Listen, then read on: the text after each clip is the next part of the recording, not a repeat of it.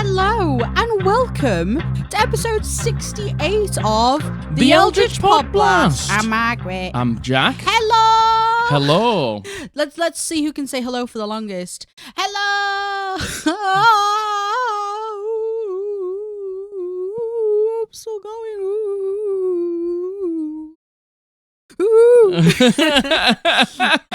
Hello. You win. I won. You definitely won. I won by default because no one joined in.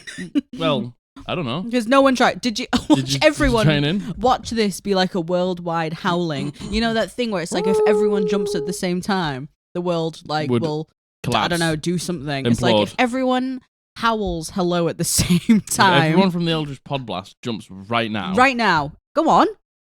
Did you feel that? I felt it. Wow. Oh my god! Wow! Oh my god! What an impact! Oh whoa! Oh no! Oh my god! It's 1 minute in. I've sworn. Did you swear? Yeah. Oh, you are terrible. Oh well. Hello everyone. How are you? Are your knees sore from the impact of your jump? From the jumping. From all of the jumping. Because mine would have been. Yes. Hi. How are you doing? Good. How are you? Very good. Good. How are you? I'm great. Fantastic. I'm so warm.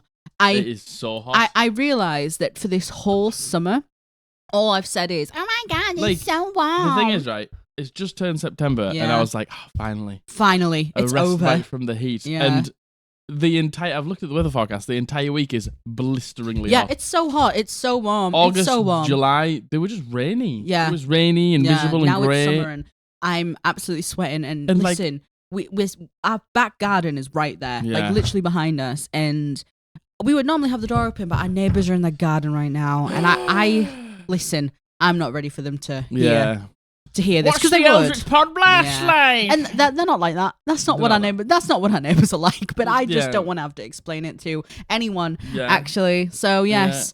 If you see some sweat on my brow, Oh my god, I'm sweating so much. I'm sweating so much. I'm so It's warm. unbelievable. Oh. And like the thing is, right? If it's July and August, I expect it to be sunny, so I'm happy about it. Yeah. September. But like now that we're in September and we're coming out of summer and it's supposed to be cooling down and stuff like that. Yeah. And it's blisteringly hot. Yeah. When in summer it was raining, Yeah. it's like, what's going on? Come on. Just sort it out. Sort it out. Just get it figured out. Do you Because you remember- clearly haven't got it figured out right now. No. Yeah. Whoever's doing Whoever's this. pressing the buttons and Please, controlling the weather. Please sort it out. Press the buttons more Wake or up, less. sheeple. Wake up, sheeple. Wake up, sheeple. The weather isn't determined. No, the weather It's is someone sits in a room and presses a button. Yeah, that's it. That's all it is. This is the Truman Show, Yeah, this isn't the Eldritch Podblast. You've been tricked again. baby. The Truman Podcast. Yeah. Anyway, Anything to update the people on? we played D&D. Oh my god, we played D&D. So played our one-shot. In last episode, we talked about doing a one-shot with some of our friends. Yeah. It went so well. Yeah, it was It awesome. was so good. First time we played online. First time we played online. And I had all sorts of reservations about Yeah. playing online, honestly. And it wasn't any different than playing face-to-face, I don't think. We did have cameras, though. We had cameras. We did have cameras. And I think that was the thing that would have made or break it, to be honest. Made or break it. Made it or braided it. Braided it. Yeah. It was broided. It was broided. It was Yeah. broidied. It didn't feel any different. Like, No. when the DM talks, you look at her. When your party members talk, you look at them. Yeah. Like, it was, It didn't feel, like, clunky. no, or, it didn't at all. like, delayed. No, or no, anything no, like no. that. It felt very, very normal. It was jarring seeing myself. I'm not going to lie. Yeah. Like, I hate looking at myself in, like, if I go past a mirror, I will make a point not to look. If I go past, like, a reflective surface, I will not look. So having my camera on, it was so horrible having to try and not look at myself the 6 hours we played. It was awful. Yeah, we did play for a long time. It was We about did. 6 hours, yeah. We did. We had a lot done. It was very Yeah. intriguing, and it was like the one shot to potentially begin a campaign. So we're gonna have like a little pre-session 0 and make sure everybody's happy with it. Yeah, and see and go forward. And it was great fun. And listen, everyone's characters, like we always talk about on here, right? How over anything else, as a party, you have to get along and you have to work together and you have to want to get along. It was perfect. Everyone immediately gelled, didn't they? Yeah, and I think there was a very conscious effort, knowing that it was a one shot for everyone to just get along. Totally. Even if there was differing opinions or beliefs, it was like we'll save that for if we have more time when we can explore it later on. Exactly. And the DM did a great job. Her combat was hard. Like it wasn't too hard. It wasn't too easy. It was like a perfect level of combat for where we were at. I really enjoyed the combat. Me too. And that I loved one of her NPCs. I felt like her NPC was great. I want to know more. It was great. It was a really, really, really good time. And if you have been on the brink, yes, precipice. Yeah, the precipice. If you're on the precipice of wanting to play an online game and you're not sure if it's going to feel like real life or if it's going to be weird or clunky, like try it. Seriously, try it. Like put your cameras on. I would say that is like definitely a must in order for it to feel like real life. Yeah, put your cameras on. Put the camera on so you can see everyone. Yeah, I think is a big thing. You have the visual cue. I was worried that it was going to be like, when you're on the phone with someone and you start talking and the person goes, "Oh, sorry, no, you go." And then it wasn't like that because obviously you can see each other and you can see how people enunciate and their cadence to their speaking. And obviously, as we play more, we'll get better at that as well. But yeah. I would really suggest it, honestly. Yeah, we really enjoyed it, didn't we? And if you struggle with adding the numbers on your dice together, right? Listen, it happens. You're not dumb for it. You're not stupid because you can't add the numbers. It's hard. Mental math when a lot of people are watching is tough. It's tough. There's pressure. So much pressure. Have you considered using an online roller? I don't necessarily want to shield D&D Beyond for a lot of reasons, but I used D&D Beyond and it was perfect. It was so good. Being able to, I was so worried that I was going to hold things up by not adding the numbers. Matthew adds it up for you. Matthew is my IRL dice roller because I roll the dice, he leans over, he counts them for me, and it's great. So having D&D Beyond or any... That saved my life. Roller. That saved my life. You really honestly. enjoyed it, didn't you? I really enjoyed it. You didn't roll the clickety-clackety math rocks. Yeah, but I can do that in in-person games. I was the only one. No, player. DM. The player. I was the only player who was actually rolling dice. Everybody else was using online rollers. Yeah, our DM used her dice tower too, and it was a really, really good time. So really, really, really, it's so exciting because this has opened up so many avenues for us now. It's opened up so many different ways for us to be able to play with different people, and it's really exciting. I'm feeling great about it. I'm feeling really good about 100%. So that's how it went. Maybe if it becomes like a full-time campaign, we can maybe talk to you about our characters a little bit more in the party if they're happy with it. People were asking, will you give us updates on any of these other campaigns? And I think the answer is probably no, because it could potentially be unfair to anyone who isn't involved. Our real-life friends are fine with it. Yeah. But, our online friends, we don't maybe want to particularly implicate them in things. I don't really know what I'm trying to say here. Yeah, I don't know what you're trying to say either. Because we could just ask them. We could just ask them, but, I feel like it could potentially be unfair on someone who is a different DM other than you, us talking about it on here for whatever reason. We can talk about our characters, though. Oh, yeah. We can talk about our characters, but campaign updates, probably not. Realistically, probably not. It's probably just going to be your full campaigns we give full campaign updates on. And it's swimming around in my brain. Yeah. And I'm excited for it. Yeah. But I'm definitely going to give myself the time off. Yeah, you should. But I've got an idea, guys. And I'm really excited to explore it. Every day I think about it. Just like I did the last campaign. When I had the break, I was just thinking about it every day and I was just getting more excited. So that's happening right now, but I'm going to hold off and wait. You should. I'm going to hold off and wait. Give yourself some time. Have myself some time off. Enjoy just being a player. And enjoy not having to plan. Yeah, but oh my God, I've got a great idea. I'm excited. I can't wait. I truly can't wait. I'm very excited. So yeah, that's it. I placed in Valorant. Listen. Yes. We did comp kind of very, very vaguely with some of our friends last season. I got placed in Iron 3 and climbed to Bronze 2. We did my qualifying things last night and I got put into Bronze 2 straight away. Yeah, so I know. There's a vast improvement. Listen, for me, I'm very happy with that. I'm very, very happy with that. Yeah, that's good. That's a big thing for me. Yeah, because the thing is you can climb, but being placed straight in just shows you the difference between Iron 3 and Bronze 2. Totally, yeah. So, you should be proud of yourself. Yeah, thank you. I am. I'm really happy about that. So, yeah. one last thing. Ooh. A few people have been saying your timestamps are whack. Your timestamps are all... Listen, I know. We know. I deeply apologize. I do deeply apologize. We know. It's because Jack makes like... you'll see. He makes chapters as we go along. And I use them as like a really vague timestamp. I use them as the timestamps, basically. I detract the stops. It doesn't always work well. Yeah. I detract the stops and use them because our videos are like nearly 2 hours long. Sometimes they're over 2 hours long. I can't sit through and watch the whole thing. Sometimes I just forget. Sometimes, listen, sometimes the timestamps are going to be wrong. And I apologize for that. And maybe one day when we have like more people behind us, because it's just us two, maybe at that point we'll be able to do like proper timestamps. Super accurate timestamps. Yeah.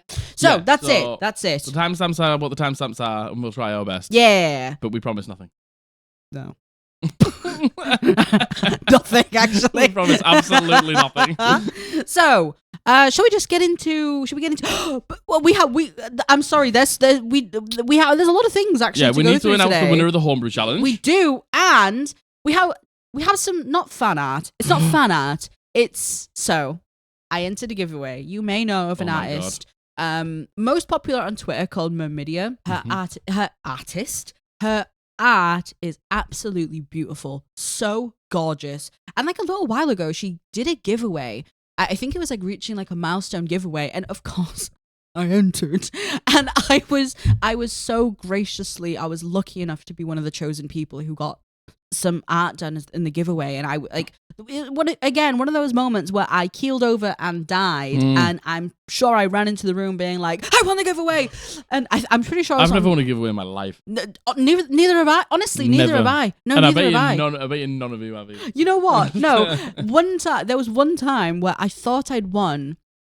Complete tangent here. I thought I'd won a dice giveaway. Yeah. And it's a dice maker called Dice Dumpling. Absolutely some of the most gorgeous dice I've ever seen, right? Okay. And there's this trend going around at the minute where people make fake Instagrams of these people doing the giveaways, and then they message people being like, you've won, give me your card details and stuff like that. No. And I got the message, I didn't read all of it, and I was like, oh my god, I've won the giveaway. I've won. No. You didn't send your card details? No, yeah, I did, yeah. The house is being remortgaged. How terrible is that? That's terrible. How bad is that? It's bad. So, yeah. I've never won a giveaway apart from this, so thank you so but you won this much. I did, and I of course asked for some art of Reyla, and here she is. Here she is. Man. She's beautiful. It's such a fantastic piece of art. Isn't it though? It's just amazing. It is just. She looks so ethereal.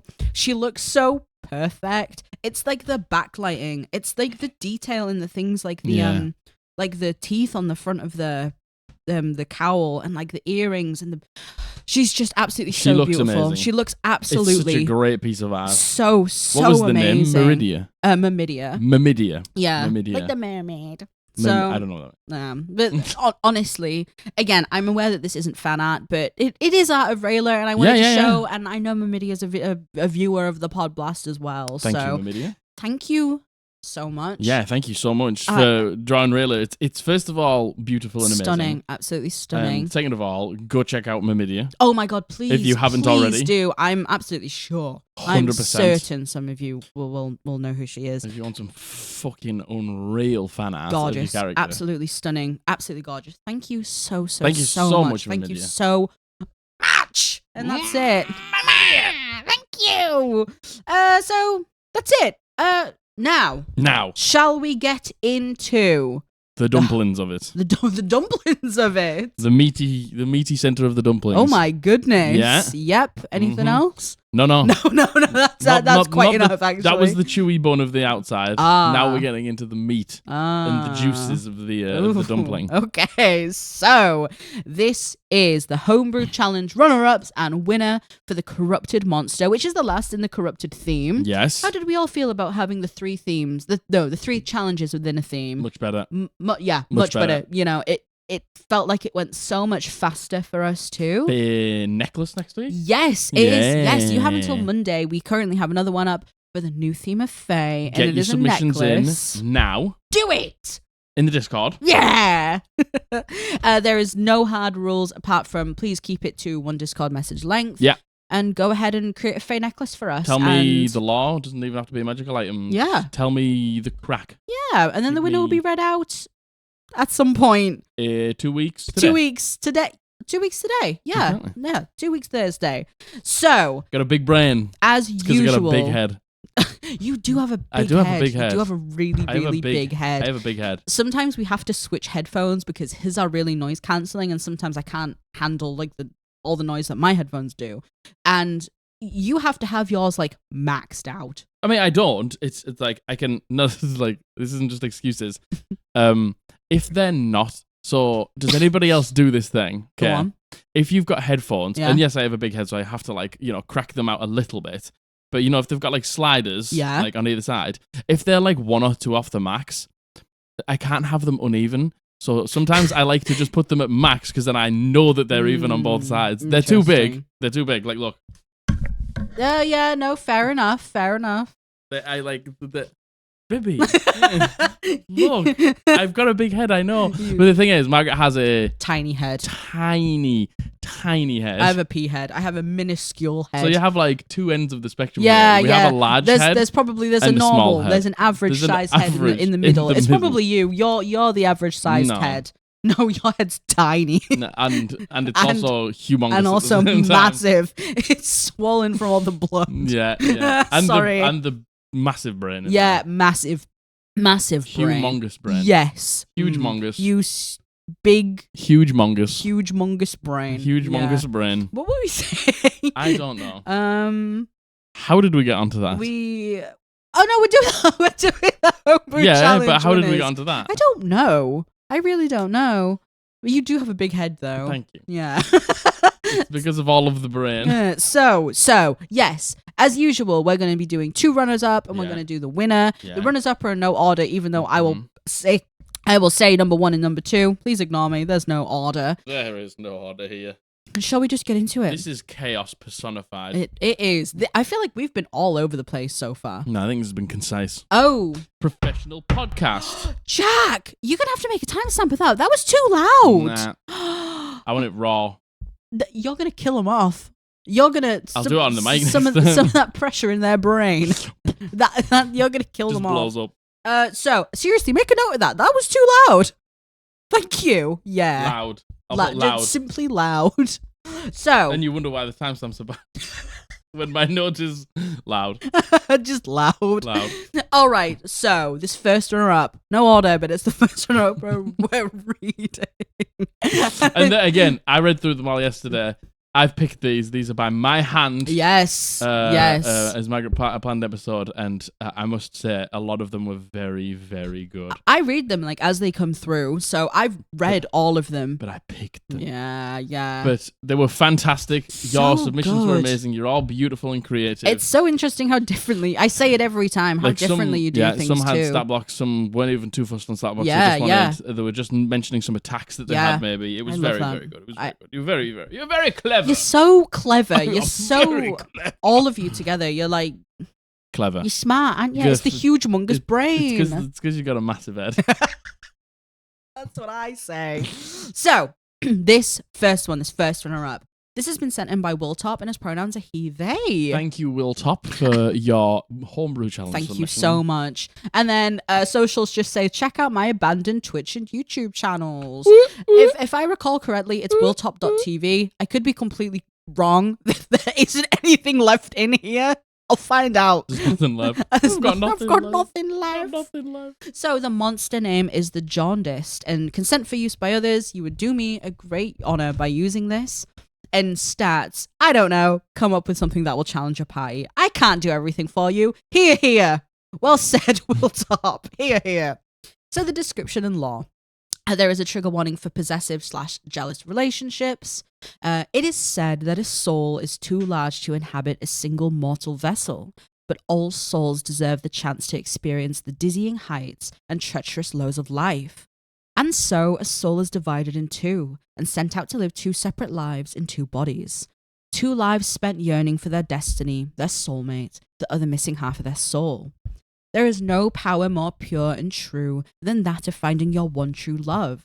2 souls wrapped warmly in one another against the cold, dark night of life as one. But a soul is not a person, and people are flawed. People are vain, greedy, and cruel. But even worse than that, people are jealous. And when jealousy finds its way between the mortal cracks and the perfect union of two souls becoming one, that love can become twisted, and a soul can begin to tear itself apart. Oh yes, there is a great power in two souls joining, and there is a great danger too. For, should that pure, innocent love become too twisted by insecurity and a possessive need, a soul can fall to the jaundice. Sorry. I don't know what it is. The word jaundice tickles me. It tickles you. It tickles the me. word jaundice. Yeah, I'm sorry. That's probably very insensitive. I'm sorry. It won't take long. The flesh will quickly wither away in spite and malice. The decline will be accompanied by acts of cruelty towards any they envy or lust for.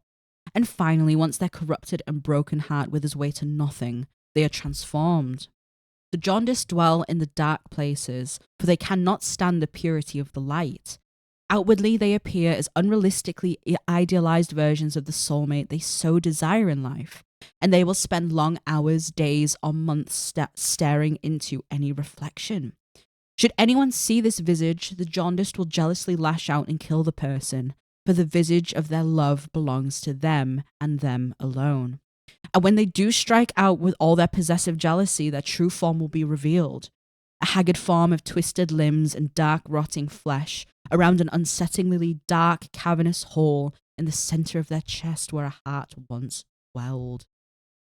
Jesus. Intense that, isn't it? Like, man, cool, again, innit? I love that. And like the idea of being like corrupted by like love the and fact then that, jealousy. You can't find the other part of your soul. Yeah, and you become so like twisted by it. And you know what? I love the description of like the cavernous hole where a heart once dwelled. I love that. So the actions and abilities. Withering jealousy. The jaundice targets a player who must make a wisdom saving throw, DC 16. If a player fails, ask them to look to their nearest ally to tell the DM what aspects of the ally they are most jealous of. The ally must subtract 1 from the ability score that best represents the aspect that the targeted player's character was jealous of. For example, if the player was jealous of their ally's good looks, the DM might say that the ally must subtract 1 from their charisma score.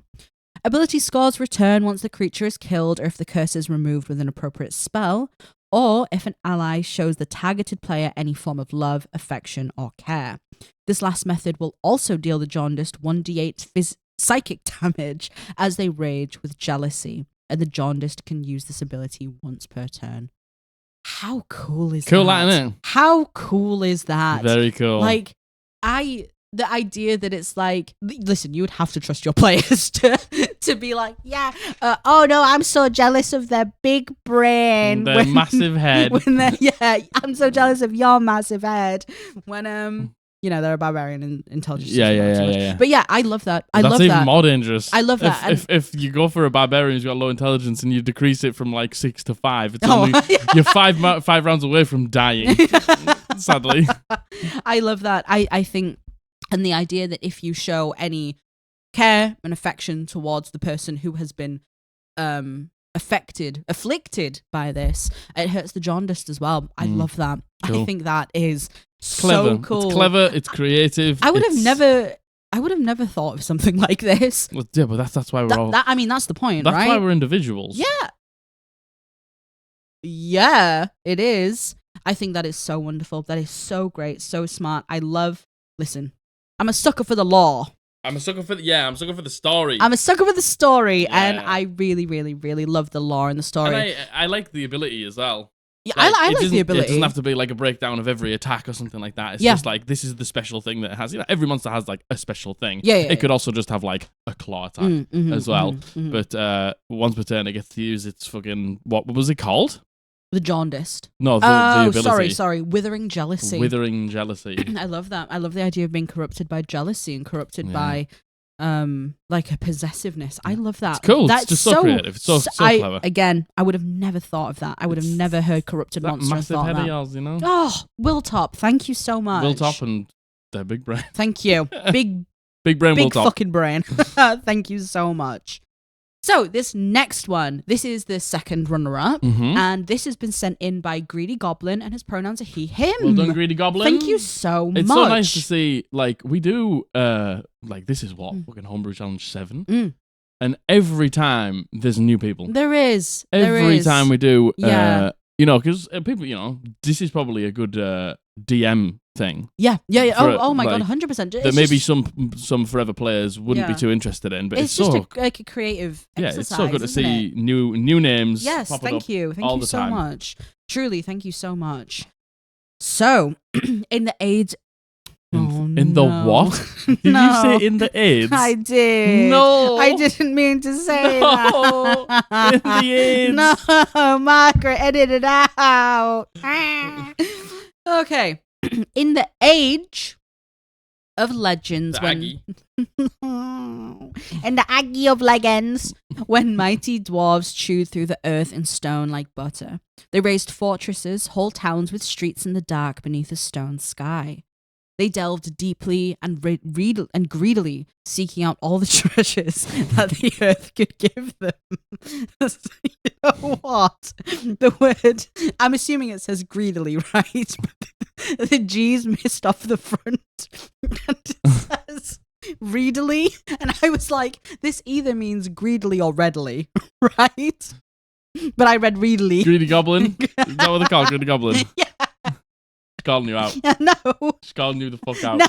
She's saying you've got a small head. No. Me and you both, Greedy Goblin. They delved deeply and greedily, seeking all the treasures that the earth could give them. Some delved beyond conscience and without thought for the horrors of the deep. When the world was formed, colossal creatures nested and gnawed through the ancient core. When the dwarves broke through, the foul dust and sentience washed over them. They sealed the breach, but those first dwarves were overcome and became the first forgotten beasts. One of them, Efal's soul scream, was the first. A humanoid composed of moss opal on all fours, with hands instead of feet. Its dwarven face cries liquid gold, and its hands grasping the floor in anguish. Beware its terrible scream, filled with unbidden knowledge from the outer void. How awful is that? Wow. How awful is that? Yeah, but it's fucking cool. Oh my God. So fucking cool. Just somebody that just dug too deep one day. And just got absolutely wrecked for it. Just got fucked by what may have laid there before. Ancient beings, ancient creatures. Corrupted by the dust and decay of and like the monsters that laid here before them. Oh my God. And like the image of like this creature on all fours, hands instead of feet, and like it has a dwarven face and it cries. Oh my God. I just love the fact that they clearly, it was like, they're changing, so they collapsed the tunnel behind them. Oh, and just left them. And like, just think like, God. I don't know, maybe they ran out of resources, so they have to dig close to that. I don't know, just such a cool story. They have to dig close to that area of the mining shaft. Yeah, they try to dig around it, but then they accidentally open up the cave. That is such huge world building for your world. Not alone just a monster, and there is a stat block that I'll go through, but that is a piece of history for your world. That is so cool, that's so visceral. That scares the life out of me. So its name is Efal's Soul Scream. Its AC is 22 and it has moss opal stone skin. Has 200 HP, a walking speed of 30, a burrowing speed of 60, and a 30 speed of climb, which makes sense, really, doesn't it? Its stats, so it has 22 in strength, which is a +6, 12 in dex, which is a +1, 20 on con, which is a +5, 7 in intelligence, which is a -1, me too, 19 in wisdom, which is a +4. It's the small head. It's a small head. And 11 in charisma, which is a 0. So its skills are, it has +8 in history, +8 in religion, and +14 in medicine. Interesting. Damage resistances are piercing and slashing from non-magical weapons. Has 120 feet of dark vision, tremor sense of 30, and a passive perception of 14. It understands all languages, but it only can speak Dwarven and Abyssal. Cool. Interesting. Now its actions. It has multi-attack. It can make 3 attacks. It has a headbutt, which is +11 to hit, with 2d10 bludgeoning and 2d10 psychic +6. And Efal imposes his terrible nightmares by violent contact. What does that mean? Like when he hits you so hard with his head, you feel what he felt when he got turned or something like that. I love that. Its punch is plus 11 to hit with 2d10 bludgeoning and 2d10 force plus 6. A foul uses the strength of stone to beat down his enemy. And then it has a vomit, which is a 30-foot cone with a dex saving throw of 17. And you take 5d8 fire damage and you are knocked prone. Or if they pass, you only take half damage and you're not knocked prone. And a foul vomits his molten gold blood in an act of desperation. And finally, legendary actions and a legendary resistance. Soul Scream, 30 feet of a range of 8d6 psychic damage and frightened for 1 minute. Or if you pass, you take half damage and you're not frightened. And Stone Friend summons Stone Golem. Very cool. Man vomits his molten gold blood in an act of... This sounds like something straight out of like a Souls game. Yeah. I really love the visuals of this. I know, Sam. I love the visuals. I love the world building that this gives. You know what? Again, the description here is 3 paragraphs long. Yeah. But how much information do you get out of those 3 paragraphs? So much information. Wow. I love that. A foul soul scream. Oh, love it. GG's Greedy Goblin. GG's Greedy Goblin. Thank you so much. Jed. Jed. Big Jeds. Jed. Huge head. Massive head. So, the winner. The winner for the week. The winner of Hall of Fame winner. Hall of Fame. You're going straight into the Hall of Fame. On the Discord. This is the winner for the final corrupted theme for Monster. And the winner is Sayosama _Sammy. And their pronouns are he, she, they. Congratulations, Sayosama. Congratulations. I hope I'm pronouncing that wrong. Yes. Seosia. It's Seosia. Seosia? It's on the screen. There you go. I'm terribly sorry if I'm pronouncing that wrong. The wiener. So, the monster name is the Golden Resemble. Its AC is 8, its HP is 5, its speed is 45 feet. Its stats are a strength, an 8, which is -1, dex 14, which is +2, con 14, which is +2, intelligence 2, which is -4, wisdom 6, which is -2, and charisma 10, which is 0. Its resistances are non-magical piercing and slashing. Its immunities... Slashing? No. Slashing? No. The slashing. No, the slashing. Its immunities are blinded, deafened, poisoned, and prone, and it has 100 feet of blind sight. Its abilities are... Well, you know what? I'll go through the lore first, then I'll go through the abilities. Go through the lore first. So, the description and lore. There are stories of adventuring parties who claim fame for the defeat of a monstrous dragon. Epic battles that travel through time, telling of the beating wings that plummeted. Flame of the most primal source scorching the party. A cleric's divine prayer restoring the wizard as the barbarian holds the beast by its mouth, the large body lying motionless in front of its horde. The body turns to rot, only to leave behind a skeleton that soon becomes nameless. In the name of primeval balance, if the dragon may not seek revenge, its horde shall seek retribution in its stead. Now, the abilities. So, false appearance. When motionless, the Golden Resemble is indistinguishable from a regular gold coin. So, we are talking... When I went through the stat blocks, I bet everyone was like, 5 HP? 5 HP? A stat block of 8. What's that going to do? Because it just looks like a gold coin. Sometimes HP isn't the way to win a fight. Just looks like a just normal gold coin. Just a gold coin. Indistinguishable. And contagious mimicry. After 1 hour of contact with a Golden Resemble, a gold coin will transform into another Golden Resemble. And madness of the dragon's horde. If a being is in possession of a Golden Resemble, every dawn they must make a DC 10 Wisdom saving throw or become mad. For every 20 Golden Resemble in their possession, the DC increases by 1. If a being is under this madness, they become unwilling to part with any of their gold, even becoming violent to those who try to take it. Additionally, they are obsessed with acquiring more gold to their collection, even going so far as to steal from anyone and everyone. Once a being has succumbed to this madness, every dawn the urge for wealth becomes stronger. And the Golden Resemble has an action, which is just a bite, which is +3 to hit, reach of 5, 1 target, and 1d6 +2 piercing damage. But really, that's not what it's about. That's not what it is.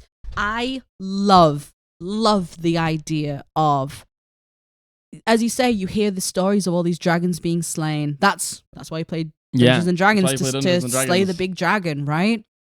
And the idea that the Horde, if the dragon cannot seek revenge, the Horde will. Yeah. And this idea of like the corruption of the Horde, I love that. It's just like, it's taking D&D, Dungeons and Dragons, killing dragons, like the scariest monster there is in D&D, like on the face of it, and like taking just an aspect of the dragon that maybe, it's not that it gets forgotten about, but it's like, of course you're going to loot the fucking... Of course you are. Of course you're going to take the stuff in the Horde. All of the swords and the gems and the necklaces and the gold. And then you're going to take it, and then it's going to fucking corrupt you. And you're going to not even understand why. Yeah, because it's indistinguishable from a normal coin. It could just be the beginning of a BBEG story. And this is how it happened. That's what I was going to say. In terms of like using this on the party, I think it's very hard to do like an imposed madness, right? However, this is like a backstory to why a BBEG went this way, or like the corruption of like a king or a brave warrior or something like that.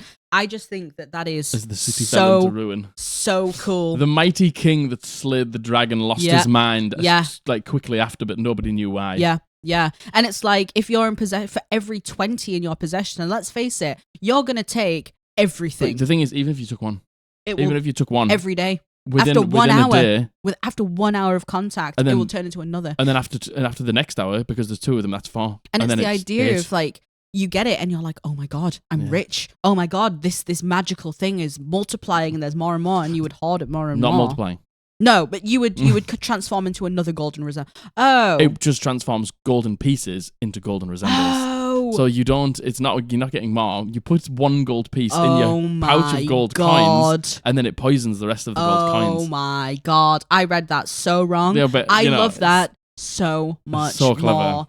That is so smart, because you'd just put it in with the rest of your gold. The rest of your gold. You'd put, Oh my God. I love that. It's just such a great little... It's so cool. That's just so cool. It's Once so clever. Again, how do you all think of this? It's just so clever. How do you think of this? Like, that's some big head shit. Oh my God. You must have a huge head. You must have the biggest head. Your head, you must be like tipping over because of how big your head is. Yep. It's my you lose balance all the time because your head's so big. I don't know how you all think of this. Like, it's just so clever. From Wiltops being the idea of being possessed by love, and then greedy goblins being the idea of being possessed by something ancient and deep under. Digging too far beneath the earth. And I feel like this is like the corruption of greed, right? The taking the spoils of the kill. And man, I really love that twist on... The famous dragon hordes. I love the twist on that. I love the twist on the famous dragon. Well done, Sia. I'm so sorry clever. if I'm saying your name wrong. I truly clever. am. You should be proud of yourself. You are going to the Hall of Fame. Hall of Fame with you. Welcome to the Hall of Fame. To the Hall of Fame with you. The Hall of Fame. Go on. And that's it. Go on. That's it for Corrupted. It's just over there. Yeah. Go on. No. You've to the left. Next door. To the left. That's the one. Yeah. And in? Yeah. Okay. Ignore that. Ignore what you see. Don't look at that. No, don't look at that. Don't look at that. You keep going. That's the golden resemblance. Ignore the mirrors. Go on. Go. Thank you so much. Congratulations. And thank you so much to the runners-up. Thank you to everyone who has taken part in the Homebrew Challenge. Big head. And then, if that has gotten the creative juices flowing, we have one open right now, and it's for the theme of Fae, and it's a necklace. Ends on Monday. There's so much juicy lore in the Feywild, and so many of you are so edgy, and Feywild is borders on the edge. Weird shit. I'm sure you can. So give me your best necklaces, please. Yes, please. Give them to me. Give me them. Shall we get into topic? Let's go. Shall we do it? Let's do it. You can see it. You can read. Oh, I keep saying you can read. Yeah, I'm sorry. I know you can't read. Yeah. I took away your ability to read. The big heads of the group can read, I think. Yeah. I can't. Well, see, the thing is, I've got a big head, but you're the one that reads, so... Yeah. Well, what does that mean? We're defying our logic here. Whose brain have I stolen to do this? Anyway. As you can see, we are doing D&D horror stories and wholesome stories. We're still doing it, so we have a horror, a wholesome, horror, wholesome. We end on a wholesome. We're actually ending on horror. It's a funny one, though. It's a funny one. Apparently, I haven't read it. It's a funny one. It was sent in as a horror, but it's funny, so it's not too bad. We're ending on Story. We're ending on a story. A story. So, yes, thank you so much. Once again, so many wholesome stories. Thank you. Truly, thank you for sending them in. If you want to send in a story, find the Google form down below and pop your story in there. Send them in. If you have horror stories, before send it all them in begins, go over to our Etsy shop. Oh. This is a wild-shaped t-shirt, one of the many class-specific t-shirts that you can buy. Spell cards, notebooks, inspiration tokens, mugs for your dungeon master, all sorts of beautiful things over there. Code Podblast will get you a 10% discount. I'm not wearing any merch. Head over to our www.eldritchpodblast.co.uk to buy some Eldritch Podblast merch there. And join the Discord. And there's all my shills. Thank you. On to topic. So these are all submissions. Apart from, I think I got one from the Reddit. I got one from the Reddit because it popped up and I was like, I can't not put this in. So, horror number one. I think we have 8 in total. So this has been sent in by Anonymous and he goes by he, him. Thank you, Anonymous. Thank you so much, Anonymous. The title is Dungeon Master Wouldn't Let Me and Only Me Have a Pet. So I'm someone who likes to have pets in my games. I've been playing for a few years now, and I mostly play classes like wizards that can have some variation of a familiar or a companion. When I don't, I usually work with my DM to get an actual pet who just kind of follows me around and doesn't do anything. Think Scratch and Baldur's Gate 3. I don't know what that means. I wouldn't know because I haven't played it yet. I don't want to talk about it. Occasionally, DMs won't allow this, and I'm fine when this happens, since sometimes it just doesn't fit the tone of the campaign. A few weeks ago, I was talking to a new DM about my character. I was planning on playing an Aasimar cleric whose whole arc was centered around finding herself outside of her deity.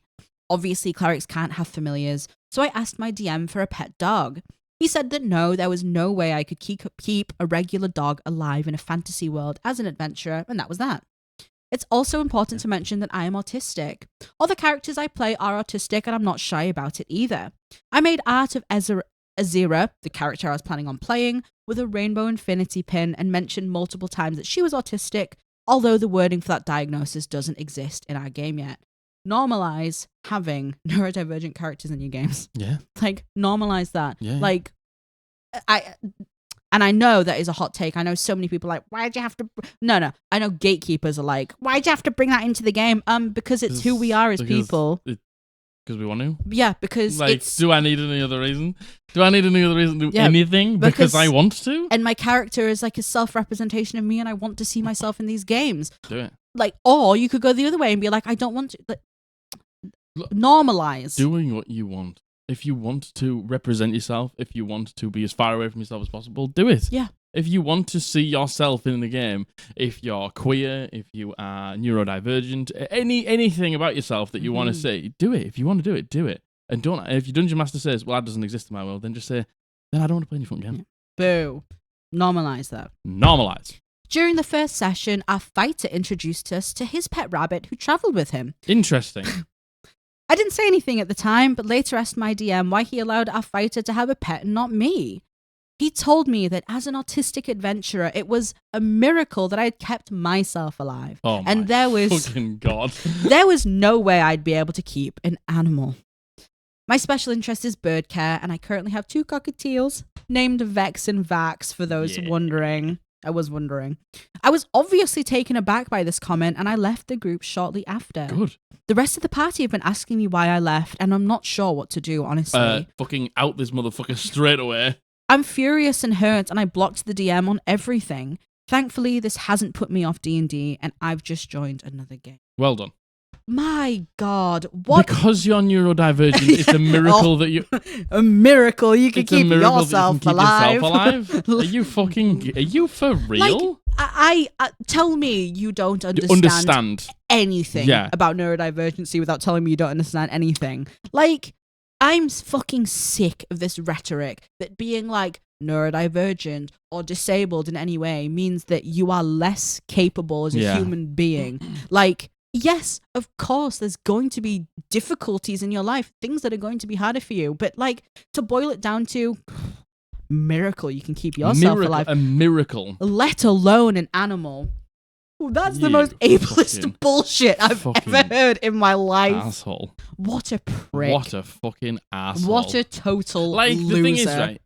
You know the sort of trope of the warrior that lost his arm in battle, and then he gets a mechanical arm and he has to learn to use it. Yeah. You know, like that person is disabled. Yeah. Because they've lost an arm. Yeah. But they love the whole like physical fighting back. I know. The mental fighting back, there's no way. I know. It's a miracle. And they love like the lack of the arm. They love that. They love that. They love it being it's like a battle scar. Yeah. Like it's like if that isn't symbolic of the real world, then I don't know what not is. Understanding mental disability and not just physical disability. Yeah, no, oh my god, 100%. And there's the thing in real life where it's like if you break your leg, people aren't gonna be like, oh, can you why don't you just pretend you're better? But then as soon as it's something mental, they're like, just pretend you're better. It's like the thing is, I can guarantee you, if you ask this dungeon master. What does being neurodivergent mean? Yeah. Oh my god. Like they would have no fucking clue. No. What you're talking about. No. Oh my god. Absolutely not. I feel like this is the total complete example of people who hear about things on the internet and then believe everything they hear on the internet and then don't try to even, the DM has a chance here to learn about it. They literally have a player that is diagnosed autistic, and they could just talk to them about it, and they choose not to. They choose not to. They choose to just make assumptions. Yeah, pathetic. And then just act on this. It's a miracle that you're still alive. It's a miracle that you've kept yourself alive. Again, it's like the infantilization as well. It's like making people who are neurodivergent, treating them like children. It's a miracle you kept yourself alive. What the fuck are you talking about? Mean? And again, neither of us are diagnosed neurodivergent. People speculate about me regularly, but completely undiagnosed. So we can't talk for people who are neurodivergent. So like we can't really express what it is and what it means to be neurodivergent. But we know many diagnosed neurodivergent people who live perfectly normal lives. Of course they do. Who successfully keep themselves alive on a daily basis. Of course they do. You can have a happy and fulfilled life and be neurodivergent, be disabled, be chronically ill. Yeah. Like, yes, it could potentially look different to you, but you can live a fulfilled life. Yeah. That doesn't mean that you're sentenced to a miracle, you're alive. And like, it's the fact that like, obviously neurodivergency is a spectrum of like severity or like how it is to different people. It can mean a million different things to a million different people. Yeah. But this person's like, oh, you're neurodivergent. Oh, well.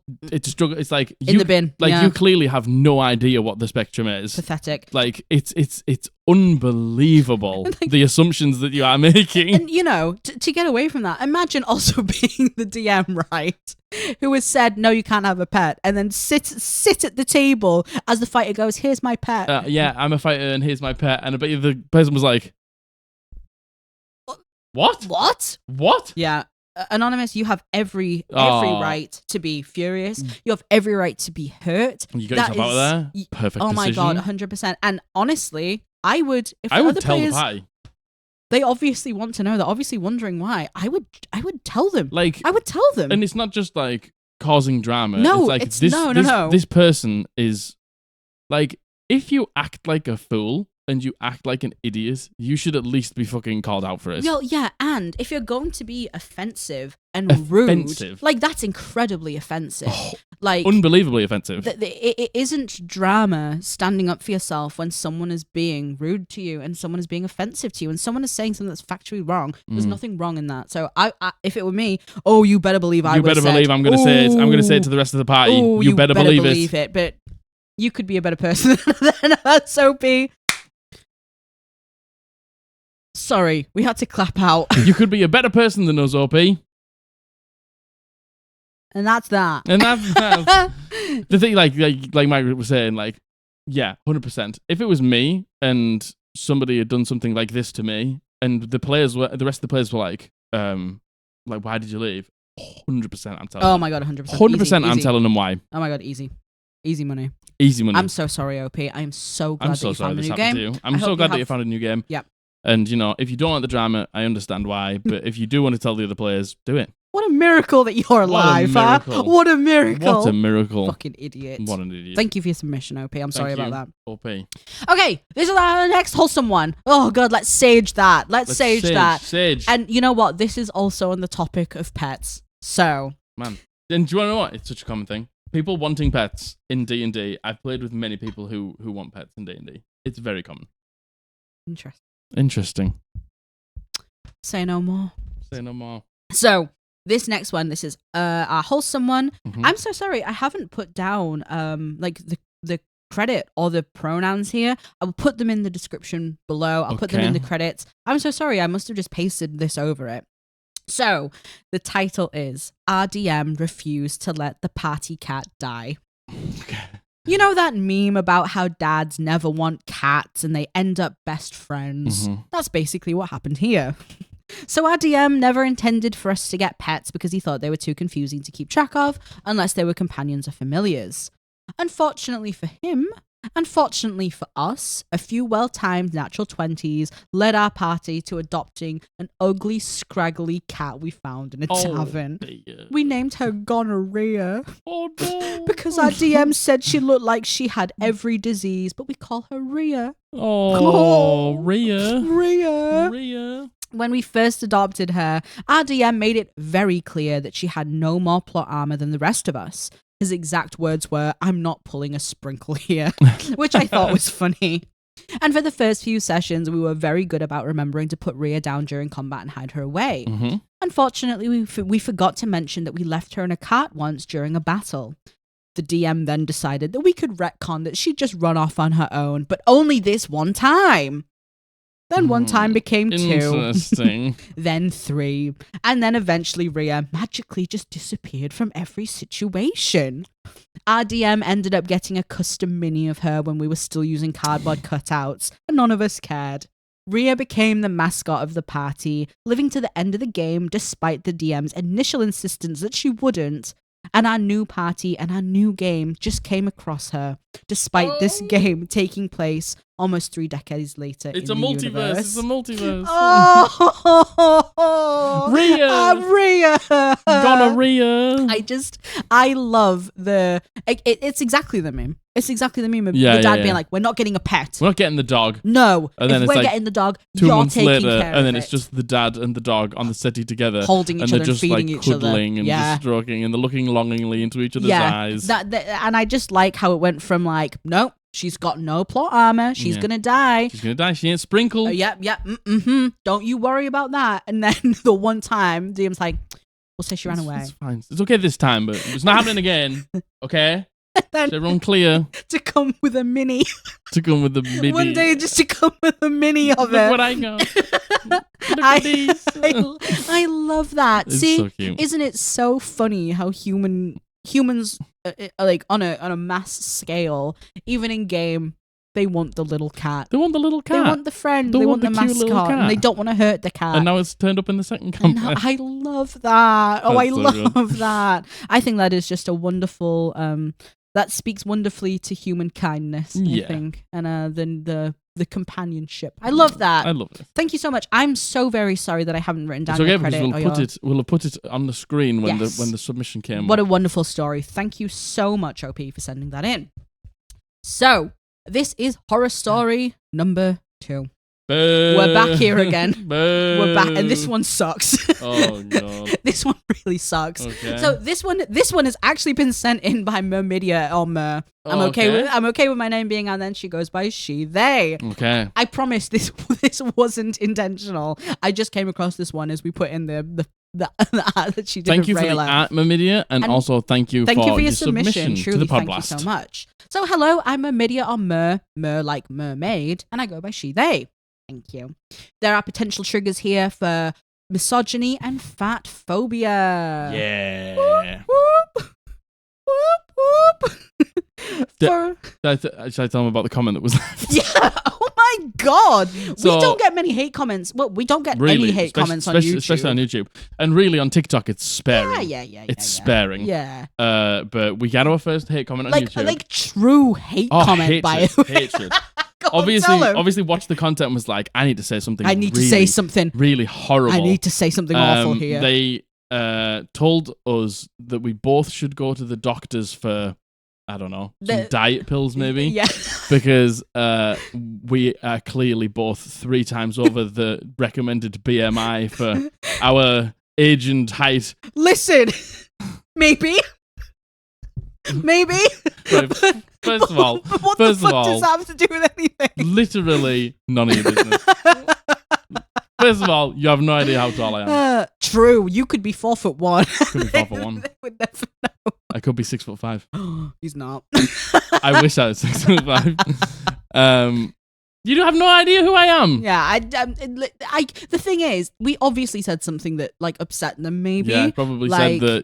It was probably like the bit about being a racist, right? Yeah. It was probably something like that. Something like that. But like the thing is, like, okay, but what do you think about D&D? Yeah. Okay, but I'm fat, but what do you think about D&D? What do you think about D&D? What are your opinions on D&D? And I just deleted it. Yeah, like, so I hope you like sat there for ages and figured out what you were going to say and then thought it was really funny. And then we laughed about it. And then it was up for about 30 seconds and I laughed and I showed Margaret and then I deleted it. So weird. Weird behavior. Just weird behavior. Really weird behavior. So strange. I feel like that feels like such a specific thing to say. Like you're 3 times over your BMI. And then to be like, go to your doctor. Do they care about us? Also, by the way, do you care about me? Just so you know, BMI is a fallacy. And we are fat. That's fine. Like, and we are fat. I'm a fat guy. Listen, I'm fine with it. I'm fine with it. I'm a bit fat. It doesn't matter. I enjoy food. The small things in life, like food, like eating a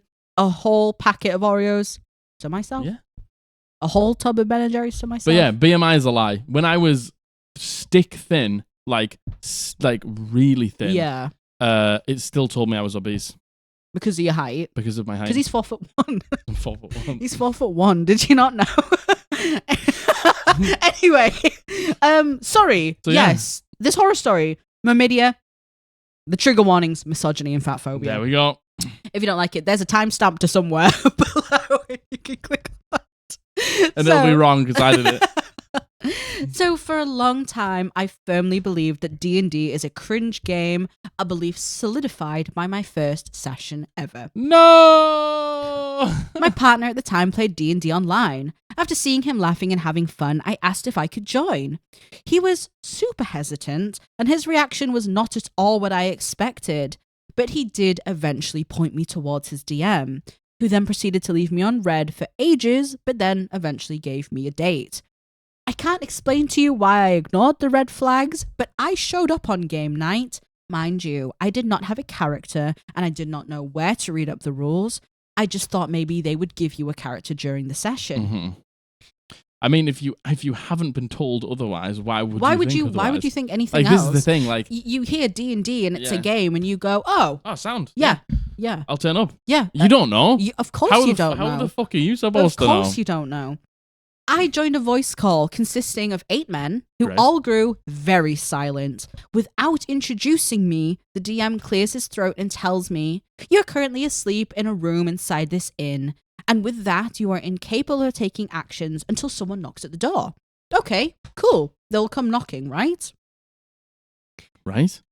They all rolled initiative and proceeded to painstakingly maneuver their way through the inn for the next 6 whole hours. Not combat, mind you, just interactions. Talking to NPCs, investigating, eating, role-playing. All in initiative. We've read something like this before, haven't we? Where everyone rolls initiative at the beginning of the session. Yeah, and that's the order you talk. That's the order you do everything in. Yeah, that's just fucking weird.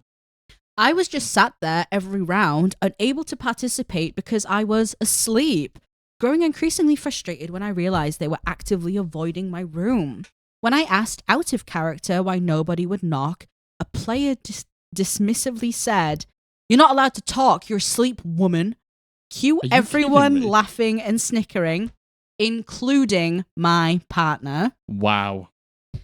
Their disregard continued as at some point they would move their tokens close to my room and then say things like, "Nothing interesting here, just some fat girl snoring," with all of them laughing.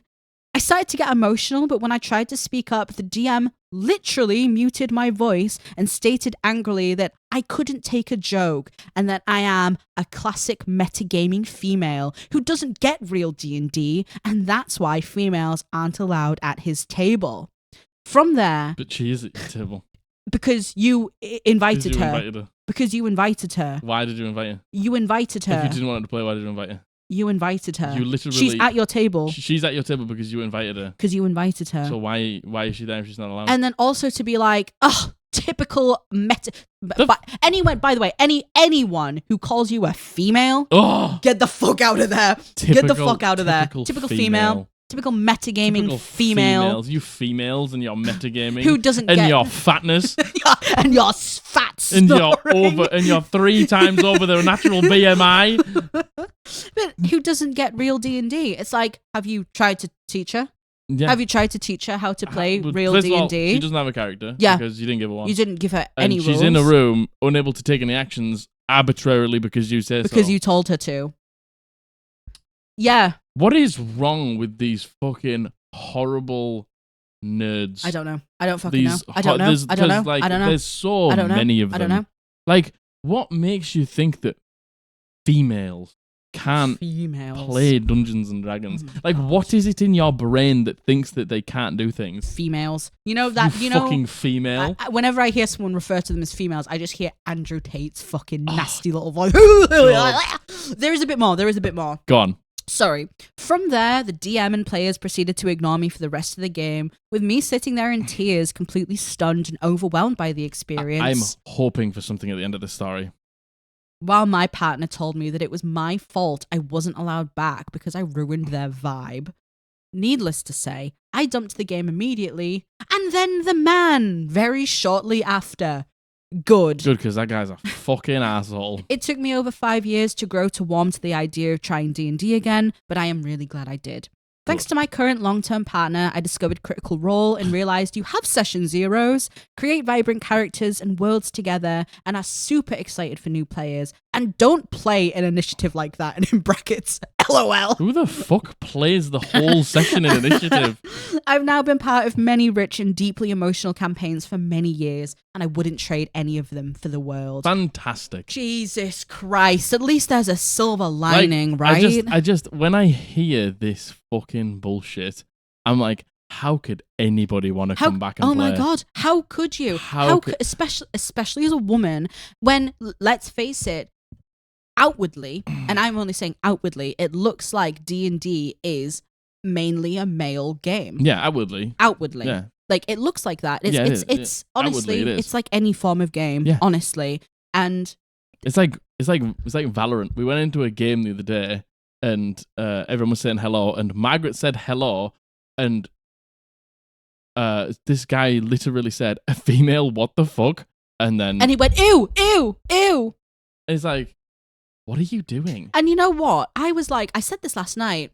When we play Valorant, there's a lot of voice comms, and I've noticed so many dudes or like male presenting people are so happy just to turn their mic on and go, "Hey, anyone have a mic?" and talk. And I'm sat there and I'm like, man, that is such a privilege. Yeah. To be able to turn your mic on, not worry about being yelled at, not worry about being sexualized, not worry about being told to shut up. And not worry about, not having your team think you're going to be shit because you're a woman. Yeah, not having to worry about any of it. Hell. Like, I cannot talk in voice comms because people will treat me differently. People will make it a thing that you and a guy. Yeah, oh my God. They'll make a point to be like, not a male. And then they'll throw, and then they'll hurt me in game. Yeah. And then every time I mess up, they're like, "Oh, of course you did because you're a girl." Do you want to know what? The thing is, there's so many women on Valorant. Oh my God, there's so many women on Valorant. There's so many women on Valorant. And it's so same. good. It's so good. And fucking, like... There's so many female content creators for Valorant as well. Yeah. We're a Valorant podcast now. Yeah. But this is why I'm saying outwardly D&D seems like a male-oriented game. What the fuck is it with, as soon as you are a woman in Valorant or D&D... Anywhere, any game, somebody just thinks it's okay to call you fat. I don't know. We were watching a Killjoy a agent in Valorant last night. We were watching somebody who makes Killjoy content, and somebody like this like very beautiful woman, like with her camera on, like not very normal body physique, and a very talented woman, and very good at the game, literally carrying the team. And this guy just turns on his mic and just says, "You're fat." Yeah, just goes. He literally goes, "Shut up, you fat bitch." Doesn't know what she looks like. Has no fucking clue what she looks like. And you know what? Like the fact that fat is like. This isn't off topic because again, these fucking dudes were like just a fat girl snoring. A fat girl. Like first of all, your boyfriend should be literally ashamed of himself. If that was me and that happened to you, shameful. I would be like, I would call them all out. You would rip people's heads off there and then and fucking leave. Shameful. And fucking leave. Absolutely. Thank God. Thank God you dumped this fucking loser. Oh my God. Jesus I'm so Christ. sorry that you had like a trust in this person. Yeah. You saw that he was having a good time. You asked. And for him to, in the first place, be hesitant about it, red flag. If anything has ever happened to you as a woman in gaming, if anything like this has happened to you before in D&D, just know that is not what it is. No. That is not what it's like. That is not okay. That is not the proper fucking way to do it. And you are more than welcome to play at D&D. You are more than welcome to play at any fucking table, and this shouldn't happen to you. And if it has, I'm sorry. And they're the fucking worst people on earth, these people. Mm-hmm. I'm sorry, because it's so fucking common is the problem. Oh my God, again. Just know that this isn't normal. No. And the thing is, it's not normal, but it happens so often. We're led to believe that this is our place. We're led to believe that anything we go into, any male-oriented game, anything that has men in it, as the woman, we're going to step in. Yeah. And we're preparing to be harassed. Gosh, you are. Like, of course you are. And it's terrible. And I was going to say the right table, but it's such a shame I have to say the right table won't make you feel like this. It should just be any table. It should be any table. You should be able to go in, and any men or male-presenting people out there, please make the women and female-presenting people around you feel welcome. Yeah, feel comfortable. If you hear stupid jokes like this being said, woman present or not, correct them. Just fucking tell them it's not funny. Like, why is that? Tell them it's wrong. Why is that what you're saying? I remember watching an interview with Brittany Broski recently, and she was just like, she's very confident, and fuck me, is she funny? I fucking love She's so fucking Brittany funny. Broski. And she says, like, I've got to fight fucking 1,000,000 times harder to be recognized as funny just because I'm a woman. Just because I'm a woman. And people will fucking say I'm unfunny, and then when they have nothing else to say because they realize how funny I actually fucking am, fat. They bring my weight into they it. They call me fat. And it's just like, why do we think that it's okay to call women fat? And like, the thing is, like, perfect example, they call you fat and ugly when you are neither overweight. Like, again, it doesn't matter. It doesn't matter what the actual state of your body is, It doesn't matter. Like, it doesn't matter because, first of all, it's no one else's fucking business. Literally no one's business at all. What your body looks like, apart from yours. I'm calling you out, Shadow of fucking James, whatever the fuck you were called, calling us fat. Yeah, I agree. Fuck you, dude. Fucking, but, like, it's none of your fucking business, man. It's so sad that is just the default thing. Yeah. Like, to me, I would be more hurt by someone going, your morals are wrong, or someone saying you're unintelligent and stupid, which, listen, women get called that all the time. Oh my God, like, that's another thing. Oh, your brain is far smaller than our male brains. Man, it's pathetic. And again, it's got off topic a little bit there, but, back to this. We? Well, no, it's perfectly on brand, sadly. It is. And, as Mer says here, like, this being her first introduction to D&D, and this is so many women's first introductions to D&D, and it's completely unacceptable. And I'm so fucking sorry. That isn't normal. Yeah, just know that isn't normal, and it isn't like that. And here, in this community, and in our Discord, where there are games being played all the time, that'll never happen to you. Yeah, never. Never. Never. Never. Never. Absolutely never. Literally never. We all respect each other here. If somebody called, like, just so you know, if somebody called, like, said something about you being a female, or being fat, or being stupid, or anything like that, fucking banned and fucking sent into the fucking ether, never to come back again. 100%. Because we don't accept it, and we will never accept it. Yeah. And as a woman, you are fucking safe here, or a woman presenting person, you're safe here. 100%. You're here You don't have to worry about that. You don't have to worry about any of that bullshit. We respect you here. Yeah, you're a person just like I am. Yep, and we respect everyone here. And I'm so fucking sorry that happened. I'm so sorry to any woman. I nearly called you females. Any females? Any females? Any females in the chat, huh? I'm so sorry. And it's so common. And I know any woman listening to this or female presenting person listening to this, I know you have been through this and it fucking sucks. And I'm sorry.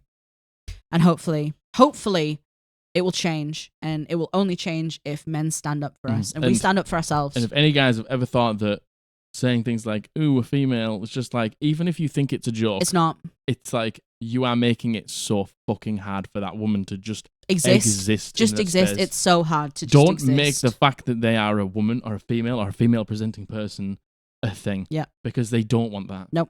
They don't want that. Nope. I'm just here to play games and have fun. I'm just here to play fucking games, and you're making my life so fucking hard. Fucking so weird. Fuck, man. Jesus. So fucking weird. Anyway. Big fucking surprise. That went on for ages. Yeah. Thank you. Thank you, Thank you so much. Thank you for Myrmidia. Myrmidia. And thank you so much for your art of Reyla. I truly appreciate it. I'm so sorry. I'm sorry. Oh, okay.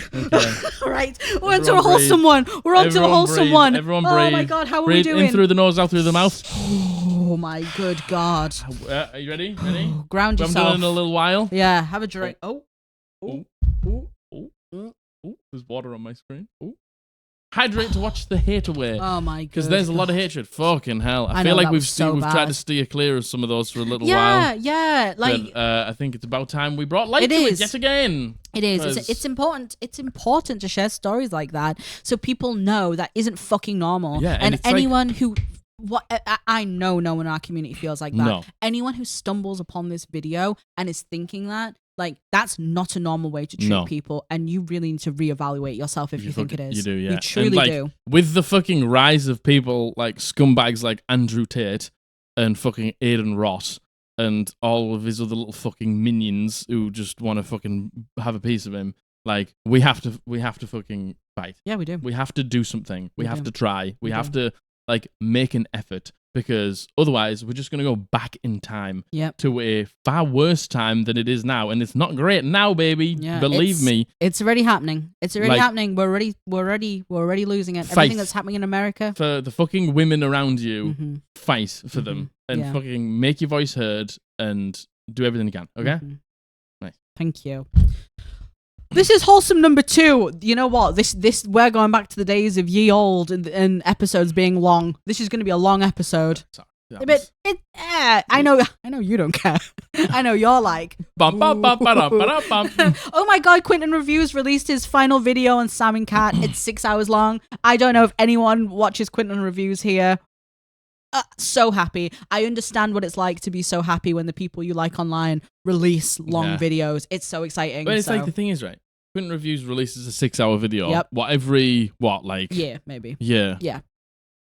We do like an hour and a half to 2 hours twice a week. Yeah, but his videos are like big. Oh no, I'm not researched. I'm not putting a dampener on. Like, unbelievable. The fact that he can make a 6-hour video is insane. Oh, it's incredible. Power to Quentin. Like, Jesus Christ, that's insane. Great stuff. But like, we release a lot of content. I think I'm starting to realize how much content we release. We do. So I hope you enjoy it. Yes, thank you. We wouldn't be able to do it without you. Yeah. So thank you. Okay. This is wholesome number 2. Oh my God. This has been sent in by Ratty P. Ratty P. And he goes by he, they. Ratty P is one of our mods. One of our mods. One of our dear friends. Thank you so much, Ratty P. And the title is, I got my parents to play D&D. We may or may not have already known about this, but it's a lovely story. I don't know about this one. You don't know about this? No, read it out. Well, here we go. So I've had to live with my parents again for a few weeks, and I wanted to convince them to play D&D. I was able to get my mum to say yes to a one-shot, with my dad being a bit iffy about it. Also, I want to confirm Ratty P's mum, absolute MVP. Yeah. What a woman. I wasn't in the room when she said hello. Really, what a wonderful woman. My mum made with me a tiefling wildfire druid named Barbella, and I made my dad a character in case he decided to play. That was a Goliath Monster Slayer Ranger. Cool. Very cool. The day of came, and my dad said he would watch for a little bit, but was too busy to play. no biggie. I could play the character I made for him, and we'd still have all a 4-person party with my fiance and our friends playing as well. Yeah.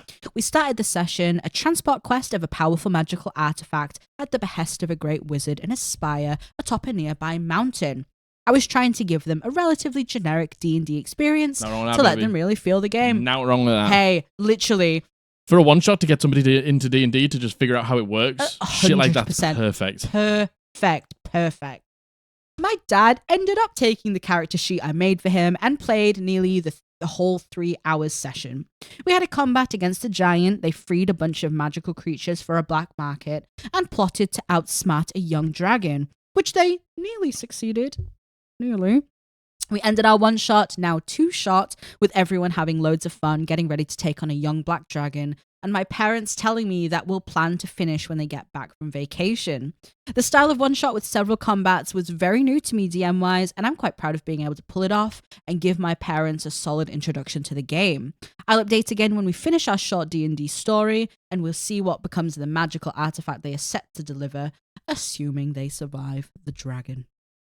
I love that. So good. I love that so much. It's so good. Like, you know what? I'm like, listen, your parents have to be a certain level of open-minded. Yeah, to be able to play D&D because we try to talk to your parents about D&D all the time. I have thought to myself, I feel like my brother would love to play that. Yeah, I think your brother would. I think my brother would love it. Yeah, me too. I think I don't know. I think my dad would. I think my mum and dad would entertain it. But I think they would. I don't think they'd get it. I don't think they would get it. And I'm like, should we try? Just do maybe just so they can see what it's like, because obviously they know we do the podcast. Yeah, they know we play D&D. They've never understood what D&D means. They can't. Not really. Yeah, but I understand, because even like people who aren't your parents struggle to understand the concept of D&D until you either see it or play it, right? Mm-hmm. So yeah, I feel like I don't know if they would and it's such a shame, because my dad was such a huge fantasy nerd. I don't know if he ever played it, but I know for a fact he would have known what D&D was, and it's such a shame that I never got to share this part of me with him. I feel like he would have really, really enjoyed D&D. I feel like he would have loved playing D&D with us. I do, and it's sad, and I'm gonna get sad about it. It's okay. I love this. I know it's amazing. Like, I think, and you did the right thing. Keeping it simple was the right thing to do. Like, keeping it the most like generic adventure is like so great to do. Not complicating it, just having a very simple like goal. I think with 1-shots, just having a goal of like transport treasure here to here. It's like you can do a bajillion things with that. You can get ambushed. Somebody can try and betray you. Mm-hmm. You can come across like dragon hordes and stuff, like when you're like camping out for the night and stuff like that. You can do whatever you want. And I we like the style of D&D where it's like really, really heavy roleplay, right? But you know what? D&D at its very core is just like decision making. Yeah, just decisions, and rolling dice and seeing how successful and just you are. Decision making. Like, I love that, and I feel like what a perfect introduction. Yeah. What a wonderful introduction to D&D. Well done, Ratty P. Well done, Ratty P. Sometimes it's just the magic of watching somebody like play for the first time and realize that they can do anything, basically anything, and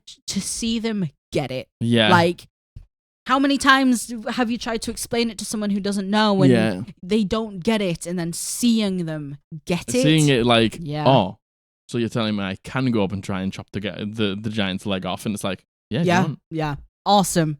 I love that. Thank you, Ratty P. What a wonderful story. Please do update us, by the way. Let us know. Yeah, let us know if you finished it off. Yeah.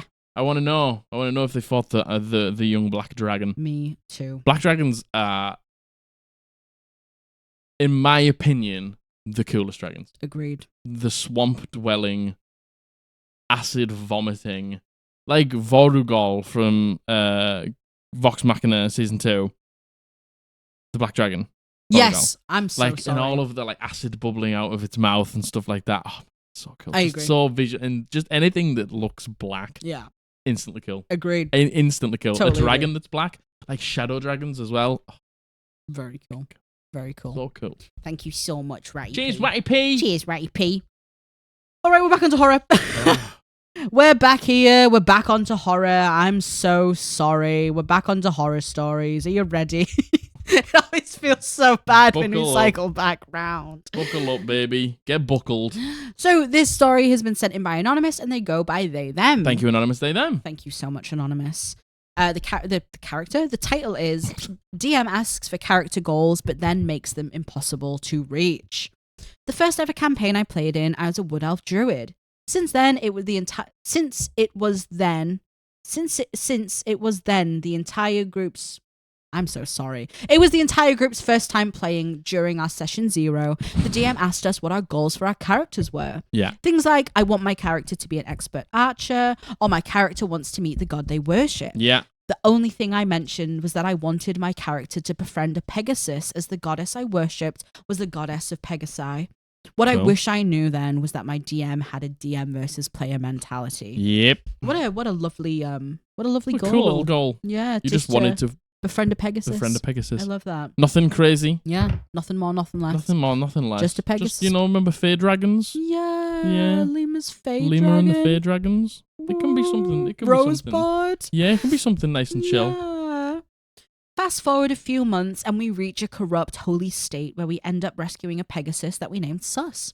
This was because it had its wings clipped off and it looked a bit off without them.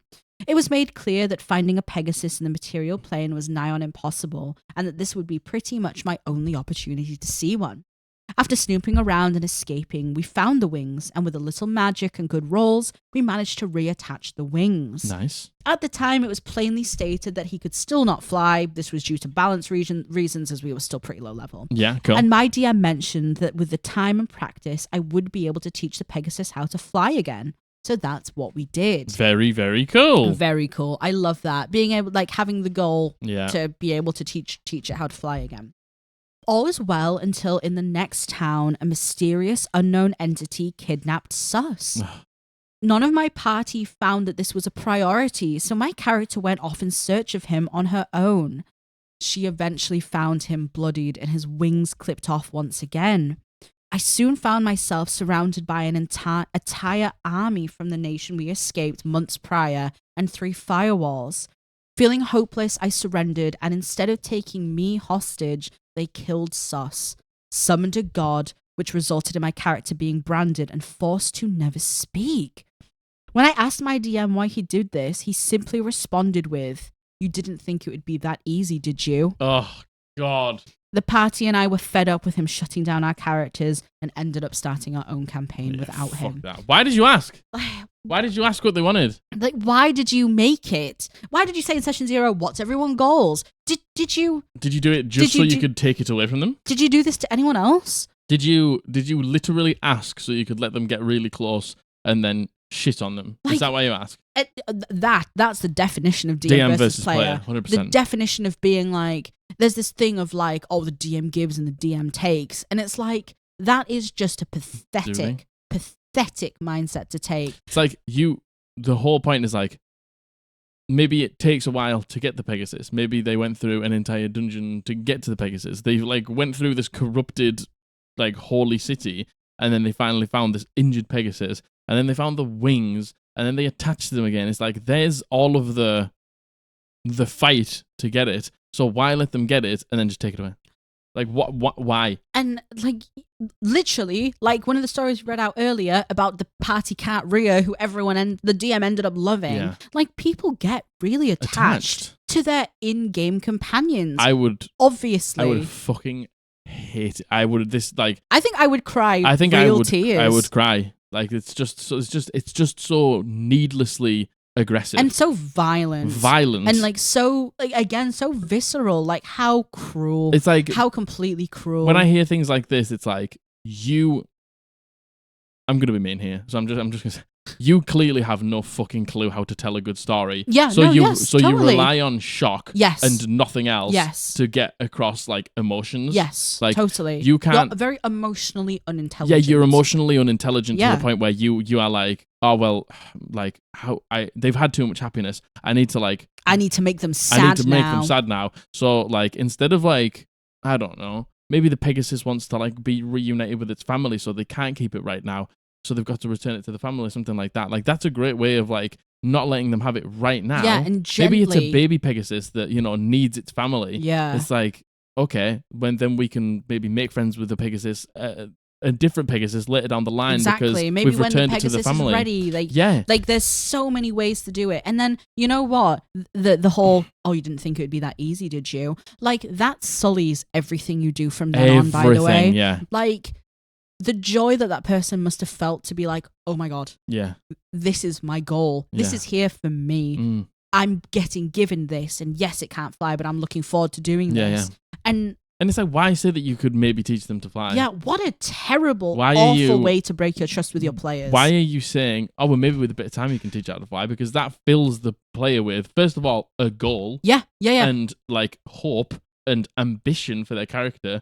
And then you just take all that away. Like, what's the point? Why are you doing that? Fucking so terrible. This is such fucking bad DMing. For me personally, this is sadder because it involves like an animal, and it's sad regardless of it being like an in-game animal. It's still sad. Yeah. But this could have been any of it. This could have been like the expert archer. This could be meeting the god they wanted to worship. Giving them the threads of hope and then ripping it away in such a cruel way is lame and boring. It's terrible DMing. And it's absolutely awful DMing. Terrible dungeon mastering. Terrible storytelling. Like, this is the problem. It's like, this is what we mean about dungeon master trust. You have to trust your dungeon master that they wouldn't do something like this to you. You never trust this DM again. Never. You would never trust this dungeon master they didn't, ever again. Because they even say here, we were fed up with them shutting down our characters and we left. I'm fucking... Good. And I bet you this dungeon master was like, what the fuck? Why? It's like, Are you stupid? Yeah. Are you stupid? Do not be a DM if you cannot handle being nice to people. Yeah. Like, if you cannot handle allowing people to have their own room to grow and losing sometimes. If you can't handle that, you should not be a DM. Like, you will lose as a dungeon master. Yeah, like, of course all of you your will. monsters will die. All of your plots as a bad guy will probably get found out eventually. And you have to, more than anything, it's not even about not wanting to fail, because your bad guys don't want to fail and they will fight like fucking not to fail. I get that, that's fine, but you have to want to watch the people at your table succeed. Yeah, exactly. You have to want them to succeed. Exactly. You cannot want to be spiteful about it and get one up on them. Like, there is no point in doing it. You can't want to be the main character because you're not going to be. You never will be either.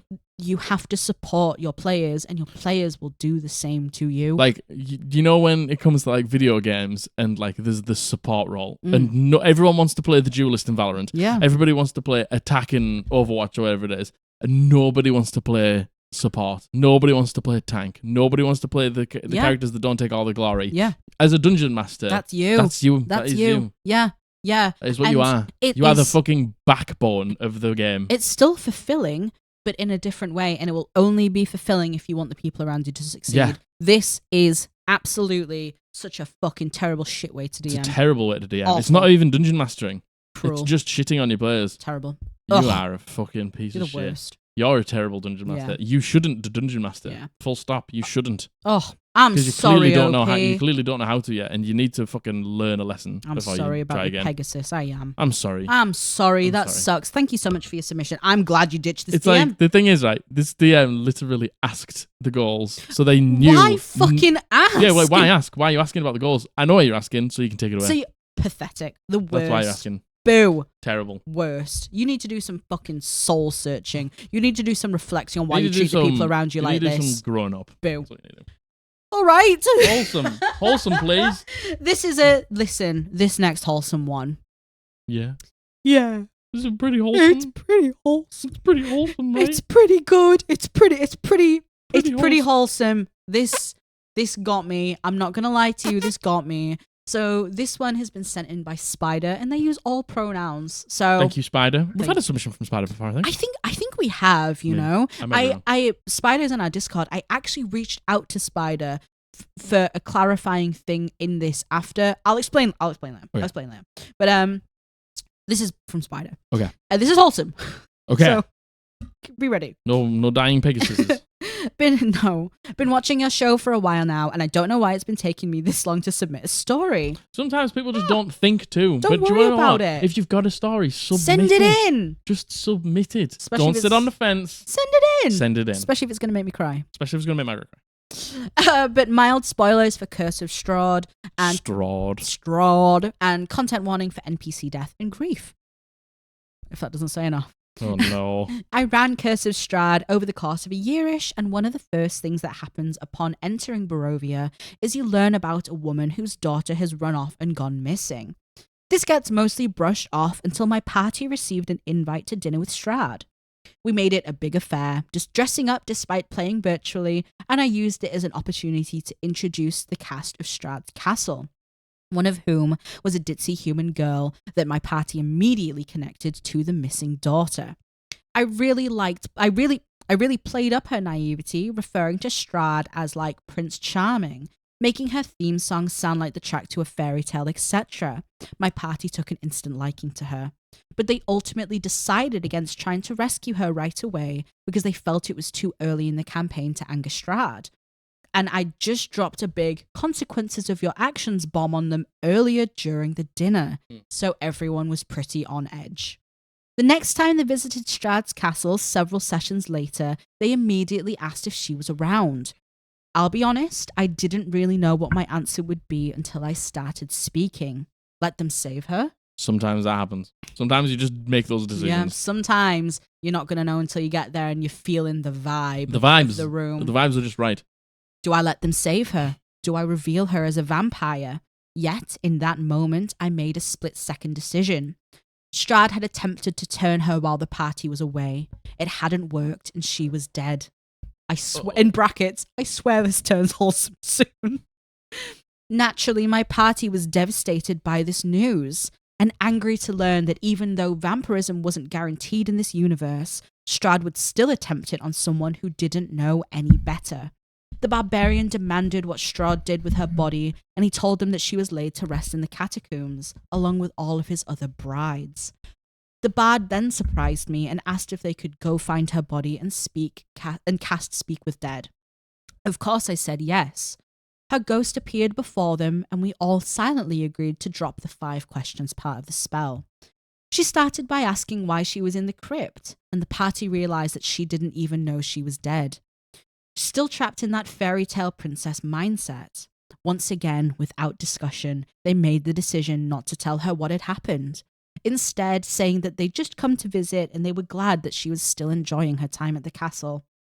And when I played her theme song, it no longer felt like a happy tune, eerily out of place, but a rather bittersweet melody that persisted despite the horrors.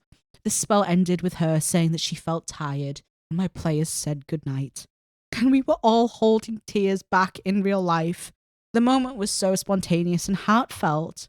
And finally, to bring it all full circle, after defeating Strahd at the end of the campaign, I asked if there was anything they wanted to do before they left the castle to rejoin their allies waiting outside. And my barbarian made a point to stop by her crypt and give a beautiful speech that nearly had me in tears again. I love my players so much.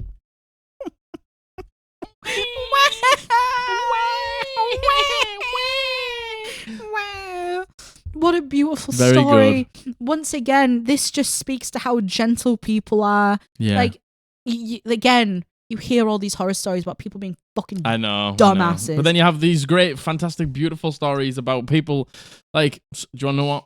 Sometimes as a dungeon master, this will just happen. Yeah. You'll just have an NPC, and for some fucking reason, the party just gets so attached to them. Yeah. Like, you don't mean for it to happen. Nope. Like, when I made Dagmar, he was just a researcher that had gotten lost and was in a bit of trouble. And then suddenly, we loved him. He just became the party's mascot. Yeah, he and did. He became a Rhea. He became Rhea. Yeah. He was just everywhere they went. They got a sending stone just so they could talk to him and check into him to see how he was doing. And it just happens. Yeah, it does. Just happens. Last campaign, it was what was his name? The necklace. Bunders. Bobbitson. Bobbitson. It was Bobbitson. It was literally they named him Bobbitson. Yeah. It was a skull of a monkey that was on a necklace that could talk, and he could cast like scrying or legend lore or something like that. He was like a cool guy. Once every couple of days, but he had a funny voice, and they just and we loved him. And he like his like catchphrase was "I'm dead" because he realized that he hello. Like, yes, I'm dead. I'm dead. Yeah, I can't see because I'm dead, yes. and it was so fun. And they just, it was just supposed to be a magic item, but then I gave him a voice, and we just loved him. They just loved him. We just loved him. And sometimes this happens, and just let them have it. Yeah. And you've let them have it. Yeah. You let them have it in such a tragically beautiful way. You let them have it. Like going down and just being like, there ain't no question amount of time and stuff like that. Yeah, like you can have the time with her. And I love the unspoken decision to just not tell her. Yeah. To just have a quaint conversation and just let her go to sleep. Yeah.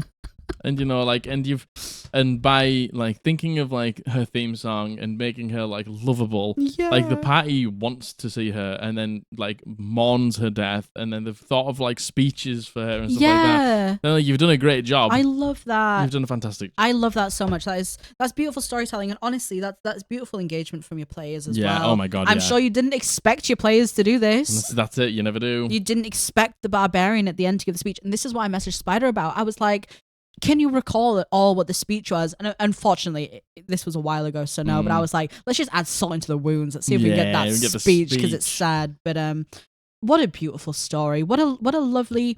And again, it's things like this, the compassion to show someone that isn't real. Yeah. Something that we've just made up at the table in our minds, like the compassion to be able to do that. Yeah. I love that. And like, it's also good dungeon mastering, to be able to get your players to feel that way about somebody that doesn't exist. 100%. This wonderful storytelling, great. Wonderful storytelling, wonderful setting up, and again, what an amazing table it sounds like you have. I love that so much. That's beautiful. I bet killing Strad or whatever you do in Strad felt ever so much sweeter because of this. You avenged. Yep. In Fantastic Mr. Fox. Oh. The wolf. Yeah, I love that. I love that so much. And again, this is like, how we always have the discussion about player death. Yeah. Like how it shapes a campaign. Yeah. And NPC death. NPC death can do the same. Exactly the same. I love that. Thank you so much, Spider, for such a wonderful story. Yeah. Beautiful. Absolutely beautiful. So. Oh, you ready for some more horror? Oh, you want more? You want more horror? You want more? So this is the last horror. This is what came up on the Reddit. Sometimes they just like, because I follow like these subreddits, they pop up, and I saw this, and I thought this is a really good one. Go on. It is a horror story, but we'll go through it. So the title is "This Isn't What I Signed Up For."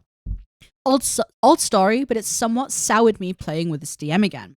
I'm very new to TTRPGs. I've played some games that use their systems, but never really sat down to play with people, DM, etc. So my first experience was with a good friend of mine who I love to death.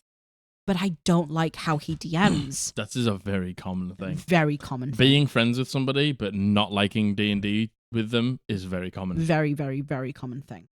To start, he wanted a giant homebrew world, telling myself and the group, 5 players in total, that he was using Dark Souls and the Darkest Dungeon as references and used that as a tone setter for the campaign at large. Awesome, I thought to myself. I love those settings and I can't wait to get started. Cool. Very cool. Very cool. 2 years go by. The campaign finally starts. We all have our characters. 2 years? 2 years. Listen, sometimes things just happen. Sometimes life just happens. Yeah. The campaign finally starts. We all have our characters and head into the first dungeon infested with a snake-worshipping cult. After a few hurdles of learning the rules and some rough combat encounters, we learn about the BBEG. An ancient, powerful wizard whose corpse has been split in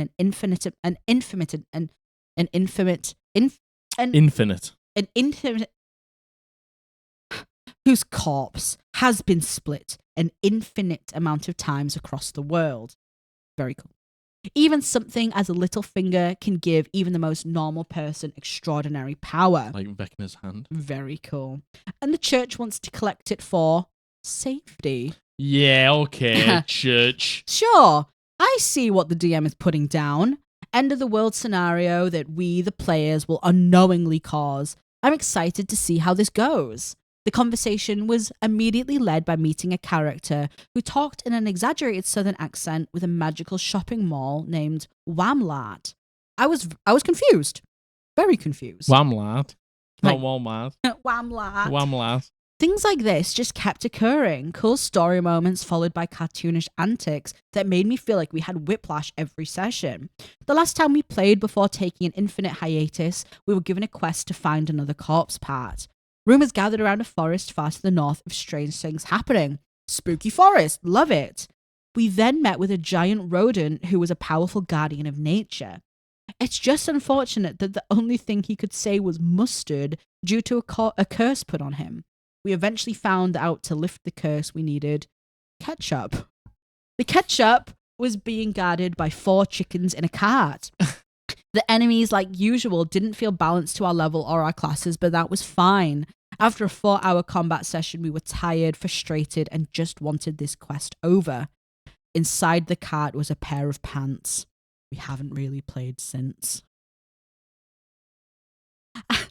And I feel like this is a horror story, and this just goes to show how just different ways of playing matters so much. I know people would love this. Oh, I know there's some people who I know who love that sort of 100% silly sort of like fuck around. Yeah. It's a meme, it's a joke, Yeah. it's a pun. Like they love that sort of like jokey aspect of D&D. That is such a valid way to play D&D, by the way. More Such a valid way to play it. The rodent protecting the forest who can only say mustard needs ketchup. It's like, I get it. Yeah, I get it. It's fine. Like, if you enjoy that, power to you. Yep. Have a fucking great time. But this is it. Like, this is where we all differ with D&D. Yeah. Like, I'd fucking hate it. Yeah, so would I. The thing is, right? I love a serious tone to my campaign. Yeah, same. I do too. Like, and that's just me personally. Yeah, and the thing is, we love being silly. We do silly things all the time in the game, but it's not a silly game. It's not. Yeah. It's not like you need mustard to give to the rodent to get him to not say mustard. Whatever it is. You gotta give ketchup, Jack. Ketchup. Come on. Sorry. Come on. Whamlats. And like, the thing is, right?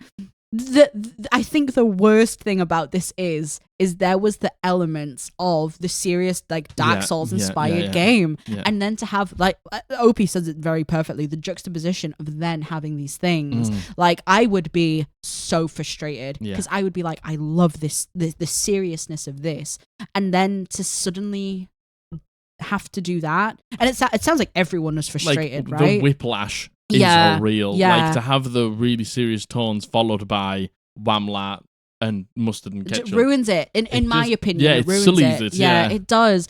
And I think this is just such a cautionary tale of why it's important to have session zeros and why it's important to get the setting, the world setting, to understand the DM style, the tone, very much so. But again, how on earth was OP supposed to know? Because the DM said it's going to be a Dark Souls thing. There ain't no whamlats in Dark Souls. There ain't no mustard and ketchup in Dark Souls. Yeah. And you know what? Again, you can be best friends with someone. You can absolutely adore someone, but you cannot like the way that they play. Yeah. Anything, by the way. This is relating to anything. Yeah, 100%. But, specifically D&D. Yeah. And what a bummer. Everyone just wants different things out of D&D. This is the thing. And like that dungeon master doing that, like, if they're having fun, great. That's the dungeon master has to have I know, fun. that's it. And if they want to meme around and have a great time, perfect. That's great. But you need a bunch of players who are going to enjoy that. Yeah, totally. Is the thing. Absolutely, completely agreed. What a shame, huh? Yeah. What a shame. That wasn't too bad, was it? That wasn't so bad. That wasn't too bad. That wasn't too so bad. That sucks, but that wasn't so bad. We've all been there. Yeah. We've all been there where we've played in a game and the tone just hasn't been right. The tone just hasn't hit. Yeah, it just hasn't hit. You know, there's like, nothing wrong with sometimes that. it just doesn't scratch your itch. Totally. And like, that's the issue, I think. Like, I've played in many games that were perfectly fine. Oh my God, 100%. Perfectly adequate, but they just didn't scratch the itch for me. And that's normal. And I need my itch scratching. Yeah, you're an itchy boy. I'm an itchy boy. With a big head. And with a massive head. Massive head. Got a back scratcher, all sorts. Need it. Yeah. Need to get them itch scratched. Yeah, you do. And that is completely normal. That is completely valid. Very normal. I can't stress to you how normal it is in your D&D career to go through games that just don't do it for you. Don't do it. And it's okay that they don't. It's okay to leave. Your pickle. And you'll find the game that works for you, I promise. I feel like that's something that isn't said enough, honestly, in D&D. Yeah. You have your group of friends and you go, we'll play D&D together. And sometimes it just doesn't work like that. But sometimes it does. Yeah. And you won't know until you do it. No. So. No. Sorry, OP. I know you didn't send this in, but shall we end it on a wholesome one? Yeah. Oh, was that the last horror? That was the last horror. Right, okay, okay. This was actually sent in as a horror, but they preface it saying it's funny, so it's just a story. That one wasn't really horror. No. We just ended on 2 stories. Yeah, we had some real bad ones in this one. We had some real stinky ones. Some real stinkers. Yeah, my God. Myr's one? Yeah, that was fucking... The Pegasus one as well. That was real fucking bad. Stinkers. Real stinkers. Real stinkers. So, this last one, this has been sent in by Anonymous, and she goes by She, Her. Thank you, Anonymous She, Her, for your submission. So, more of a funny story than a horror story, but this is the best place it fits, and we still make a joke about it. You occasionally mention that neither of you like people playing as a child, and it always makes me think of this. I don't. I'll tell you again. Not for me. Mm-hmm. Don't like it. Sorry, not for me either. I hope you all enjoyed listening to Margaret swallow her drink. Back in 2019, one of my best friends reached out to me saying that a friend of hers and her boyfriend wanted to try DMing and a D&D game for the first time and asked them if they knew anyone who wanted to play. My friend thought it would be something that I would enjoy and asked if she could invite me to their table. The DM thought it would be perfect because he'd never DM'd before and he felt less intimidated by running a game with 3 out of 4 of us being new players, and we can each go through this new experience together. That sounds pretty good. I ended up playing a half-elf wizard, and in a mix of first-time players and first-time DM mishaps, my DM and I were not on the same page for how aging worked for this race. Okay. I made my character 25, thinking that they would be in their early 20s. Uh-oh. Okay, I know what's going to happen here. My DM, on the other hand, has always played at tables where half-elves age at the rate of humans because it makes the most sense and it gives them a clearer idea of how old they want to make their character. They had played this way for so long, he forgot that this wasn't the actual rule for the race. So the first several sessions, my friend, the DM's girlfriend, and I all believed I'm playing a grown adult, and the DM and my friend's boyfriend believed I was playing a 12-year-old. The DM was under the mindset of, oh, this is a traumatized child who witnessed the murder of her legal guardian not even a week ago. I can tie in her character into this military campaign by having her long-lost mum be in the charge of this sector, and these NPCs are going to help her mum look after her, and they're going to give her love and reassurance and find her adorable. First of all, it's very sweet that the DM's doing that for you. You know, Master's taken it and really ran with it and tried to make it a thing. And kind of been like, well, what's appropriate for like a child? And my character was picking a fight with everyone because they're treating her like she wasn't capable of taking care of herself. Man. And she had no idea who these people were because her parents left her when she was too young to properly remember them. We played once a week, and none of us realized we each thought I was playing a different character until our 8th session where my friend, her boyfriend, and my character were trying to have a drinking contest. And my friend and I couldn't figure out why my character was succeeding with a con roll of 12, but they're failing with a 20. I don't remember how, but we realized my drinks were non-alcoholic, and my character confronted the server on why everyone treated her like a child. We had a laugh when it all got cleared up. The DM messaged me outside of a session and asked if I was willing to keep playing my character as a child because he had built a lot of why things had happened in the main story around my character's family, and her being a child was a big cause for it, and he had planned a story that he had thought I'd be really happy with. However, he didn't want me to play my character in a way I didn't want to, so if I wanted to age her up to what I intended, I was free to do so and he would figure it out. I told him I was invested in where he was going with my character's story, but I also really didn't want to play a 12-year-old. And if there is a compromise, so the first 8 sessions aren't retconned, we ended up aging my character to be in her mid to late 20s. So I was playing a character at least somewhat older, and my DM didn't have to rewrite what ended up being a majority of the main campaign. It ended up being a great campaign, and we still continually forgot that my character was still technically a child until the very end. I love that so much. I love how your DM is like, no, we must safeguard this child. Yeah. We cannot let this child do these things. And then the character sat there going, the fuck are you talking about? What's going on? I'm fucking 25. Why is everyone treating me like I'm incapable? Why is everyone being so nice to me? Why are you serving me non-alcoholic drinks? Yeah. Like, I love the idea that in character, this character goes up to the bar and is like, I'm not a kid. I'm not a child. And then the DM going, what the fuck do you mean? Yeah, you are. Being like, you're 12. Being like, roll deception. And you're like, the fuck do you mean roll deception? I just think that's just a silly, goofy time, and I love that. I mean, let's just say it how it is. Props to the Dungeon Master for first DM, of all, writing such a great story for you and taking into account what they thought you'd written. Yeah, true. And also being more than fine to be like, I've written stories, so if you can, amazing. But if you don't want to, but that's fine. You can change it. And I totally get not wanting to play 12-year-old. Yeah, same. Fucking same. I get it. I totally get it. I wouldn't want to either. Props to this Dungeon Master. I completely agree. I would say props to this Dungeon Master. For trying to make it like age appropriate as well. Yeah. Like the drinking contest being like it's non-alcoholic. I feel like the main issue I have with children characters is it's just not appropriate. To me, it's not appropriate. To me, and again, this is absolutely no hate to anyone who plays an underage character. For me, it would be weird sitting at the table as I pretend to be like a fucking person who could turn into a wolf.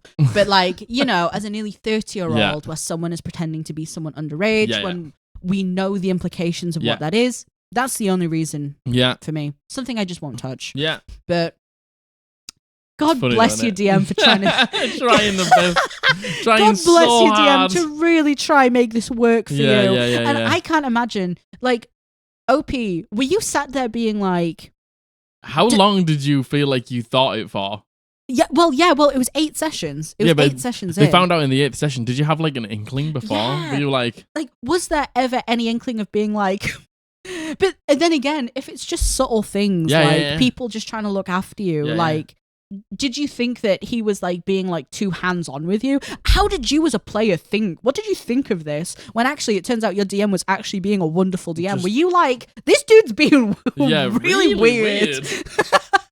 I love that. Why is this happening to me? I'm not a child. I love that. OP, if you have like any answers to those questions, I would love to know. I would love to hear it. That's a great story. That's a fantastic story. That's so funny. That's a great story. I love that so much. I love that so much. Thank you so much.